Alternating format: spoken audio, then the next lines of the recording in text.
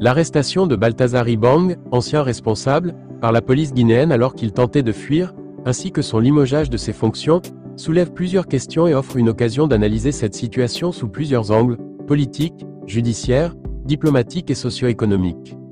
Cet événement est symptomatique des défis liés à la gouvernance et à la lutte contre l'impunité dans certains contextes africains. Voici une analyse détaillée des implications possibles de cette arrestation. L'arrestation de Balthazar Ibang dans son domicile alors qu'il tentait de fuir est un événement marquant, et pour bien comprendre l'ampleur de cette situation, il est crucial de considérer le contexte qui l'entoure.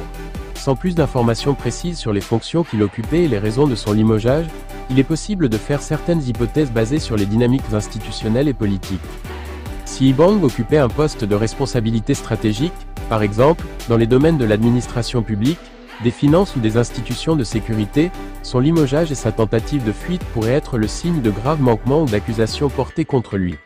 De tels événements suggèrent souvent des allégations de corruption, de détournement de fonds, de mauvaise gestion ou d'abus de pouvoir. L'arrestation d'Ibang à son domicile, qui plus est alors qu'il s'apprêtait à fuir, envoie un message fort. Cela montre la volonté des autorités guinéennes de montrer que personne n'est au-dessus des lois et que toute tentative de fuite sera traitée avec fermeté. Il est possible que cette arrestation ait été orchestrée de manière à renforcer la perception publique de l'État comme une entité engagée dans la lutte contre la corruption ou les abus de pouvoir. L'arrestation de figures influentes est souvent perçue comme un moyen de renforcer la crédibilité des institutions judiciaires. Si l'arrestation d'Ibang est liée à des accusations de mauvaise gestion ou de détournement de fonds, elle peut faire partie d'une campagne plus large visant à assainir les institutions publiques. Le fait que Balthazar Ibang ait tenté de fuir avant son arrestation est un élément crucial qui soulève de nombreuses questions quant à sa culpabilité présumée et à son état d'esprit. Voici quelques perspectives possibles. En général, une tentative de fuite peut être interprétée comme un signe de culpabilité, ou du moins de la conscience d'un risque imminent de poursuite judiciaire.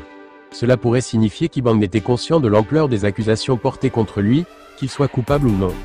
Une autre interprétation pourrait être que la situation politique l'ait poussé à fuir pour se protéger, craignant des représailles politiques, même si son implication dans des actes répréhensibles n'est pas avérée.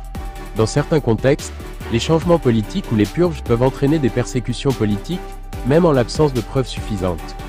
Le limogeage de Balthazar Ibang de ses fonctions, combiné à son arrestation, est une double mesure qui montre la volonté de l'État de sévir contre lui.